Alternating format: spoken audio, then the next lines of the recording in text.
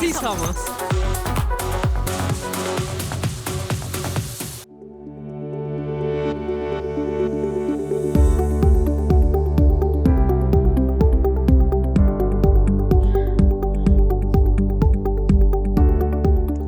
Hola, ¿cómo están? Bienvenidas, bienvenidos, bienvenides a una emisión más de Sí Somos. Hoy, como pueden ver, no estamos en el mismo lugar de siempre.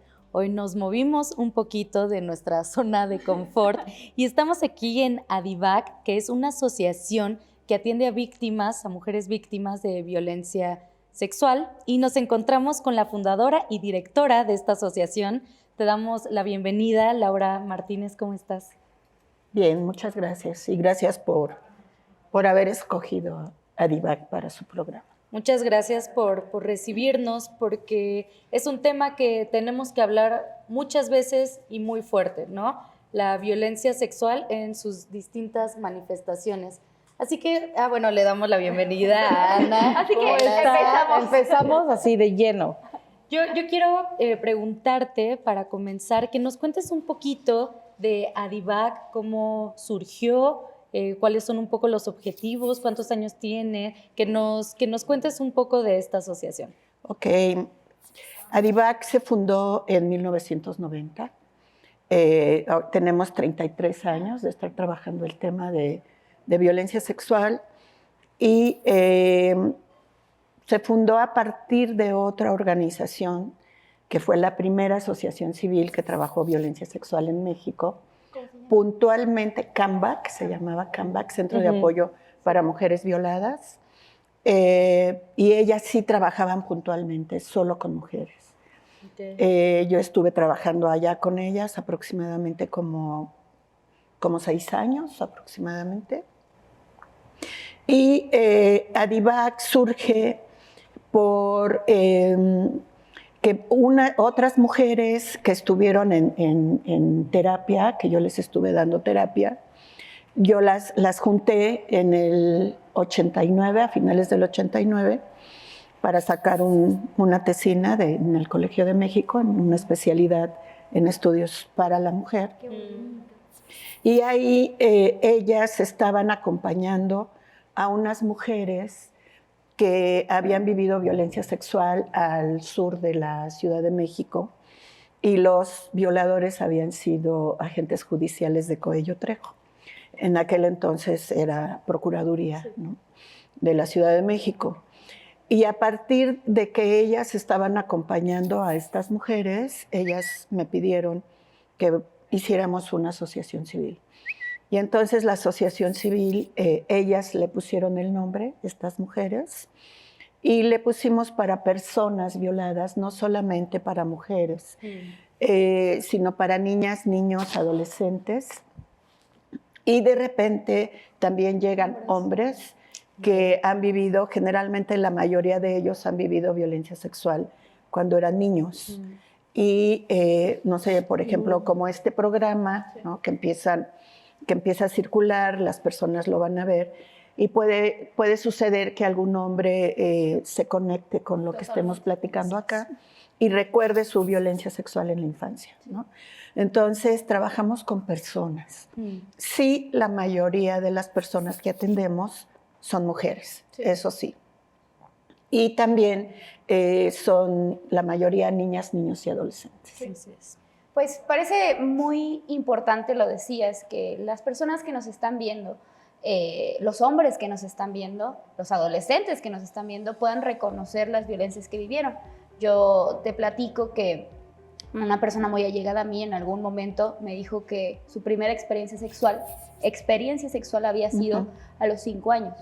Entonces yo empecé a preguntar, obviamente de manera muy amorosa, respetuosa, sobre cómo fue su experiencia sexual, porque me llamó mucho la atención experiencia sexual, claro. O sea, el fraseo, ¿no? Porque justo no se reconoce, o sea, no lo reconocía como una violencia, ¿no? Y ya entonces platicábamos y me comentaba hasta que al final ya resultó pues que era un abuso sexual. Entonces yo también de manera muy respetuosa y amorosa le dije, oye, eso, o sea, en una definición muy clara es abuso sexual, que no tienes tú por qué definirlo así hasta que tú lo reconozcas, creo que depende de cada quien, ¿no? Y al final pues le sirvió porque aparte es un hombre, sea, me refiero a que les sirvió para poder reconocer esa violencia y al mismo tiempo también trabajarla, inclusive hasta en su misma masculinidad, porque muchas veces pues los hombres no reconocen esas violencias y también actúan como tal, ¿no? A mí me gustaría resaltar precisamente lo que tú comentas de abuso. Abuso es un tipo penal, sí, ¿no? Cuando nosotras, las personas comunes, ¿no?, en la sociedad, que no tenemos una especialidad, como por ejemplo ser abogadas o abogados, los MPs son los que determinan el tipo penal. sí. Nosotras, personas comunes, le tenemos que llamar violencia. Sí. Violencia sexual. Sí, soy abogada. Sí, porque lo que están viviendo las personas es violencia. No les están nada más así tocando, ¿no? O no nada más les están diciendo palabras soeces, o no nada más les están metiendo poquito la mano. No. Eso que están viviendo las personas es violencia sexual. A mí me gustaría precisamente intervenir para, mencionar estos casos. Tuve la oportunidad de entrevistar a una persona que se encarga de la red de refugios aquí en Ciudad de México. Ajá. Y mencionaba este tipo de, como en el caso de esta persona que tú conoces, existen herramientas que nos pueden ayudar a facilitar este tipo de violencia, o sea, no solo la violencia sexual, sino otros tipos de violencia, como precisamente esta herramienta que creó el Instituto Politécnico Nacional, que es el violentómetro, que te va describiendo ciertas circunstancias, ¿no? Pero me llama la atención que en esa entrevista esta persona me mencionó que hay un problema muchísimas veces para identificarte tú dentro de esas situaciones. ¿Cómo puede ser? ¿Por qué es frecuente? Y me gustaría justo tu opinión como experta, ¿por qué es frecuente que una persona que vivió violencia sexual sea capaz de describir lo que vivió como una experiencia sexual en lugar de una violencia sexual? ¿Qué pasa justo para normalizar o completamente obstruir esa imagen como esa vivencia como tal? Negar, ¿no? O sea, negar esa experiencia. Es muy, muy interesante la pregunta que haces, porque tanto hombres como mujeres, a mí también me tocó hacer algunas entrevistas a algunas personas, ¿no? Y sobre todo personas de la tercera edad, que me decían precisamente lo que tú comentas, ¿no? Que su primera experiencia sexual fue a los 9 o fue a los 10, cuando realmente es una violencia sexual. Creo que con el tiempo y con el reconocimiento de varios mecanismos internacionales de derechos humanos, en este caso de las mujeres, ¿no?, que está muy puntualmente la Convención Interamericana para prevenir, sancionar y erradicar la violencia contra las mujeres, la Convención de Belém do Pará. Esa convención estableció que las personas están viviendo violencia sexual y que se tienen, sobre todo con las mujeres y con las niñas y las adolescentes, se tienen que identificar esas violencias. Antes, en los 50, en los 40, era normal, estaba normalizado. Estaban los mandatos sociales, que estos mandatos sociales determinan cómo tiene que ser un hombre y cómo tiene que ser una mujer, ¿no? Entonces ahora, en la actualidad, afortunadamente, pues ya están los derechos humanos, ya está la ley de protección para niñas, niños y adolescentes, ya está la ley general por un acceso libre de violencia. O sea, ya están todos estos mecanismos que afortunadamente yo los vi nacer y que estuve ahí participando en ellos, que ya se está visibilizando este tipo de violencias ya de forma diferente. Tenemos todavía mucho que caminar y que trascender en esta sociedad, ¿no?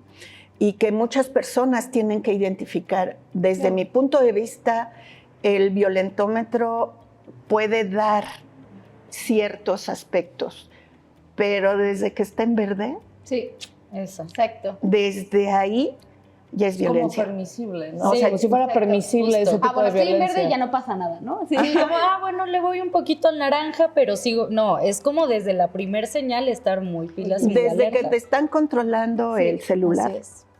desde que te controlan el celular, ¿a quién le escribiste aquí? Desde ahí. Desde ahí. ¿No? Desde ahí ya tienes que estar poniendo límites. Desafortunadamente, los mandatos sociales no nos están permitiendo poner límites. Sí.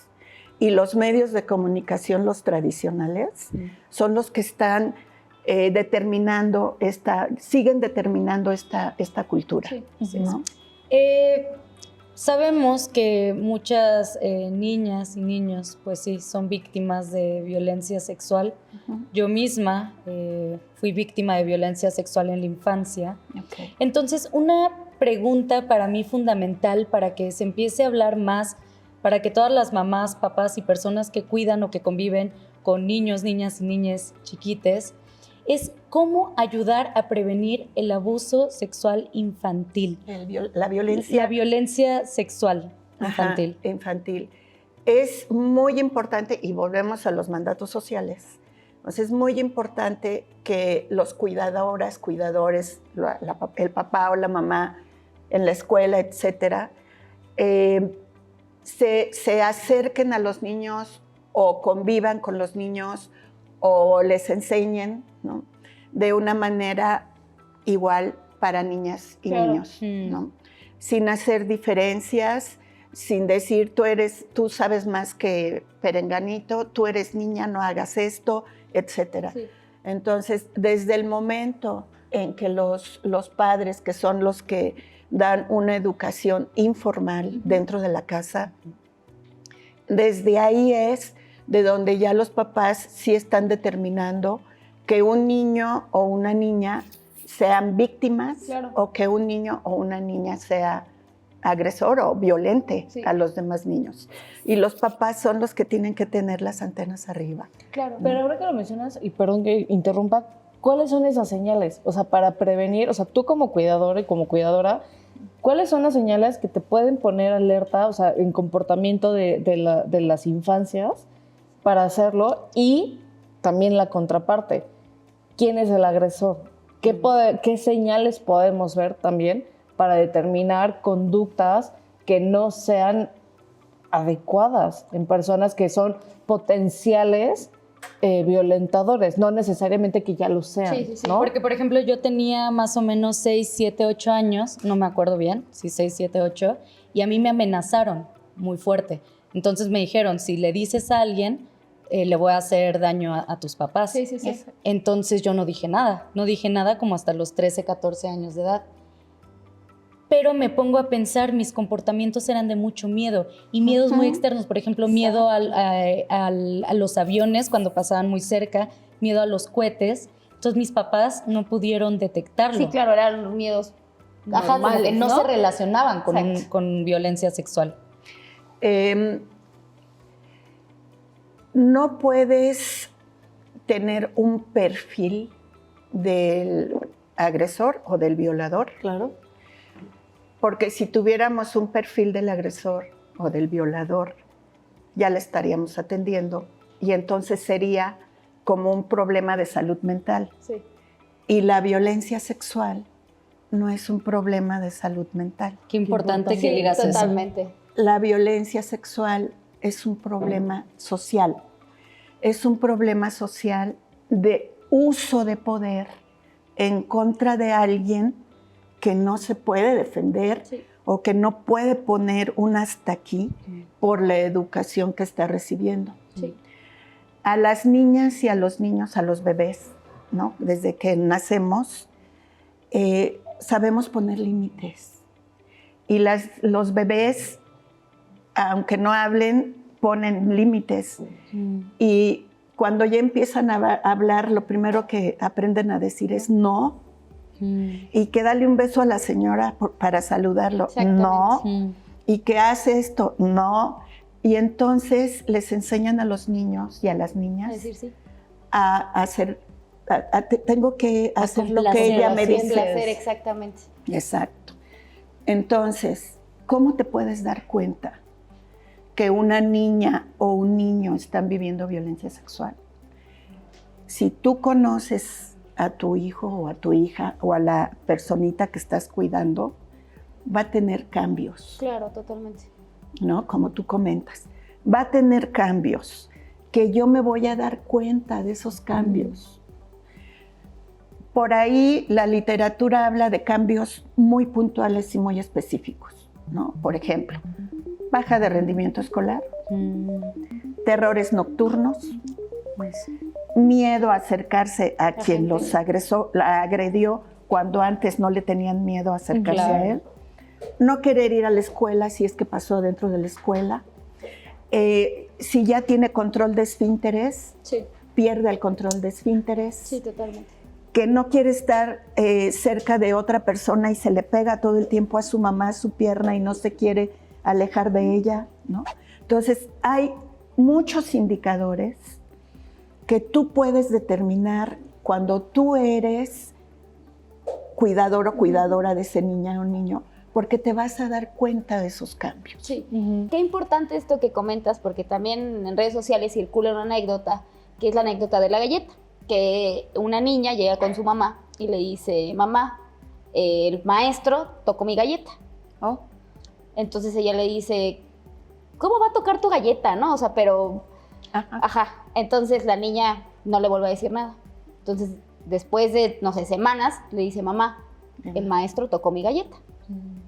Entonces la mamá no le toma importancia y la niña empieza a tener cambios sobre los que comentas. Hasta que descubren pues, que el maestro la estaba tocando. Okay. Entonces la mamá le pregunta a la psicóloga, ¿en qué fallé? ¿Qué hice mal? ¿No? Y le dice, o sea, empieza a cuestionar y justo fue esto, que la mamá, o sea, no es culpa de la mamá directamente, pero el hecho de que, primero, no escuches a tus hijos, hijas. Exacto. Segundo, que no le enseñes a tus hijos y a hijas a nombrar las cosas como son. Exacto. La niña le dijo las cosas y le dijo galleta porque así le conocía a su aparato sexual femenino, a su vulva. Exacto. Entonces, y pues es justo todo este círculo de violencia que al final se genera en las infancias y que finalmente se visibiliza, se permea cuando crecemos y tenemos ya relaciones sexoafectivas con otras personas. Exacto. Entonces, y al final eso hace que tú, como mujer, como hombre, permitas ciertas cosas, ciertas violencias con tus parejas. Exacto, exacto. Sí, es súper importante lo que comentas, porque a nosotras también algo parecido, una psicóloga llegó a querer trabajar aquí en Adivac y me dice, es que yo viví violencia sexual y yo le dije a mi mamá, que mi tío me estaba metiendo el dedo. Y mi mamá se quedó así como, no, pero nada más te está metiendo el dedo, tú tranquila. Y ella entró en shock, entró en crisis, ya no dijo nada más, ya no se quiso acercar a esa persona, a ese familiar. Y me dice, ya ahorita que ya soy adulta, estudié psicología y no lo puedo superar, ¿no? Entonces, creo que es bien importante mandar un mensaje, ¿no? La violencia sexual es una experiencia para la cual las personas, y menos niños, niñas y adolescentes, están preparados para vivir una situación de esta naturaleza.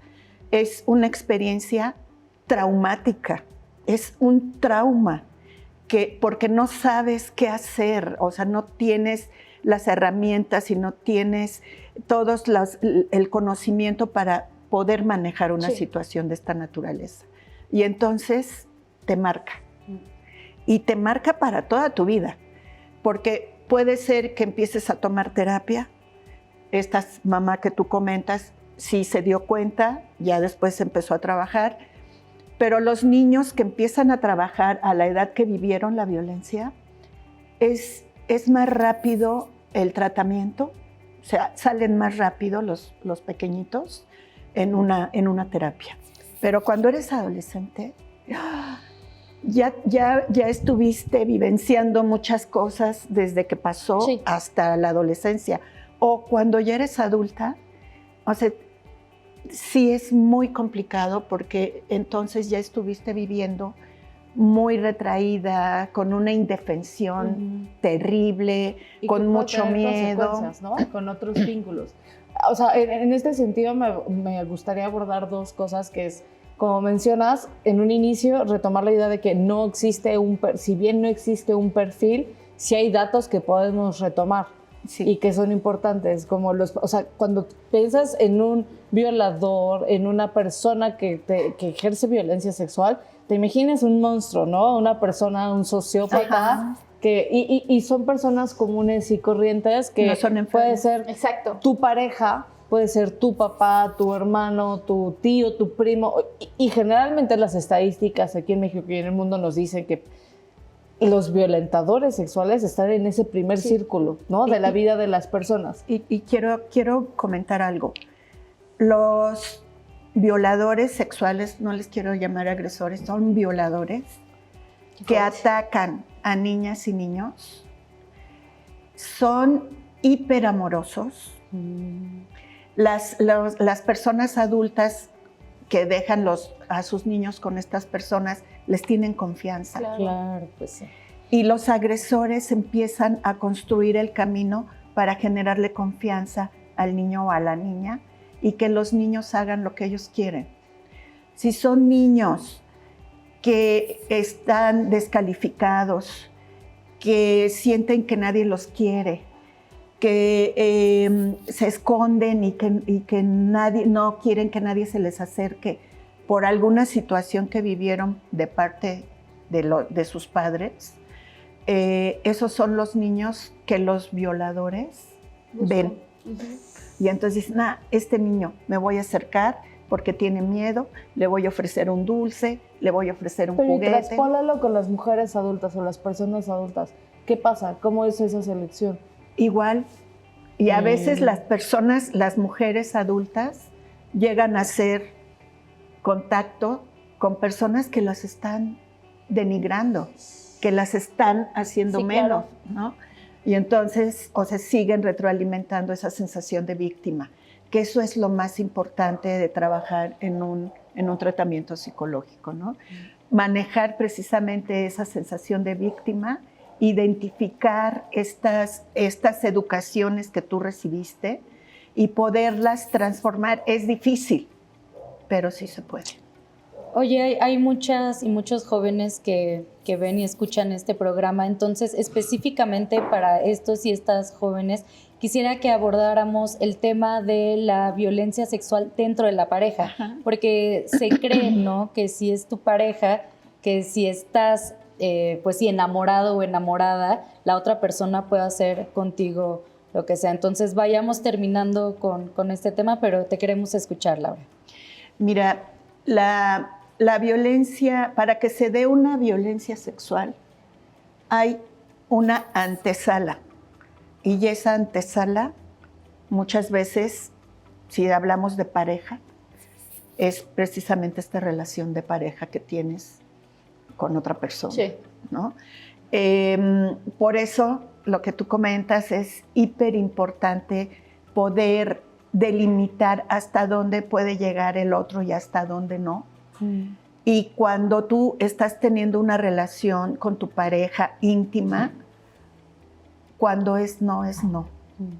Y entonces poder determinar ambos que cuando se dice tiempo fuera, es tiempo fuera y es alto. Y que para empezar se le puede decir que no a tu pareja. Claro, no tienes claro. ninguna obligación con nadie. Y tanto tú como mujer, como él, como hombre, ¿no?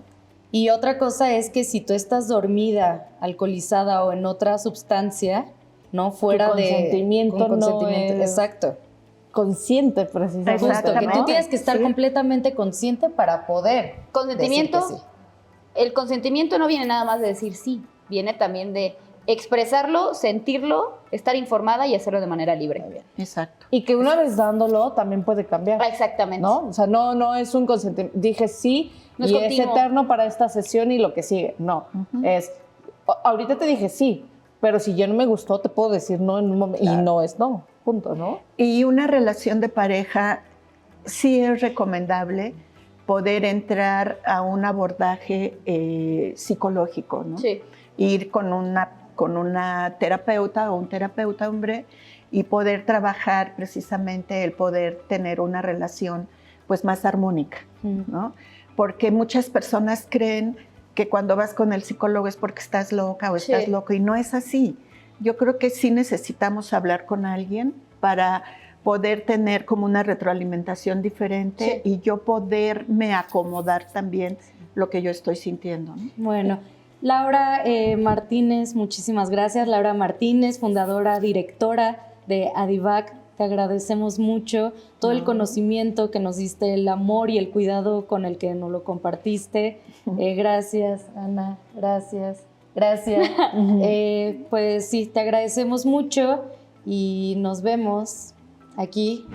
Síganos en nuestras redes sociales, nos encuentran como Si Somos. Y visiten este precioso lugar donde atienden a víctimas de violencia sexual, que es para todas las personas, no únicamente para las mujeres. Y eso me parece que es importante, así que te agradecemos mucho. No, al contrario. Que nos hayas recibido aquí. Nos escuchamos, nos miramos en la siguiente emisión de Si Somos. Hasta la próxima. Toda la vida aguantando un infierno conyugal. Su boca huele a ginebra y su cuerpo huele mal. Sigues pasando los días evadiendo la realidad. El miedo brilla en tus ojos, hoy te ha vuelto a golpear. No merece la pena, mujer, tu pasividad. No merece la pena, mujer, debes de actuar. No merece la pena, mujer, tu pasividad. No merece la pena, mujer, ármate.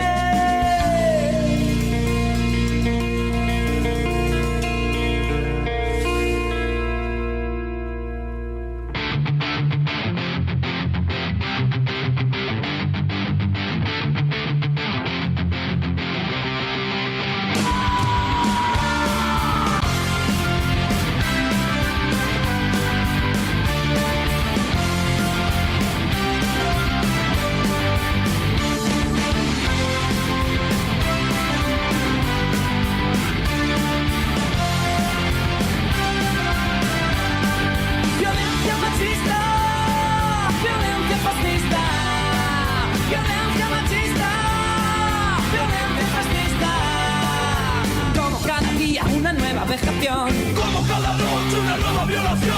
Palabras de amenaza que se pueden consumar. El miedo te endurece ya